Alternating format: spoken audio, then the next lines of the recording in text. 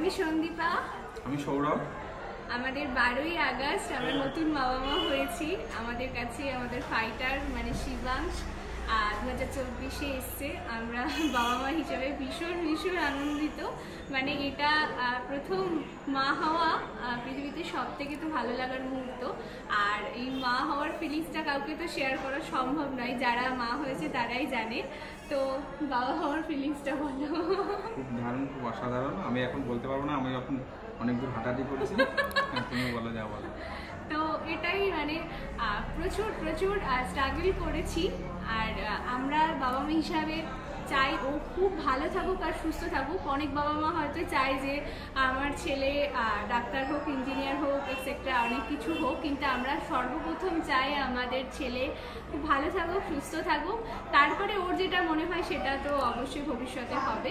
তো আমরা যেহেতু দুজনেই গানের মানুষ, তো আমরা এটাও চাইবই যে ও যেন গানের দিকেই যায়। তো আজকে যেহেতু আমার ছেলের রাইস সেরিমনি, তো যে রিচুয়ালসটা হয় তোমরা তো দেখেইছো, তো সেটাতেও দেখলাম যে ওরা শুনলাম আর কি, দেখতে নেই, শুনলাম যে মিউজিকের ইনস্ট্রুমেন্টই তুলেছে। এটা আমাদের স্পেশাল হ্যাঁ ইনস্ট্রুমেন্ট তুলেছে।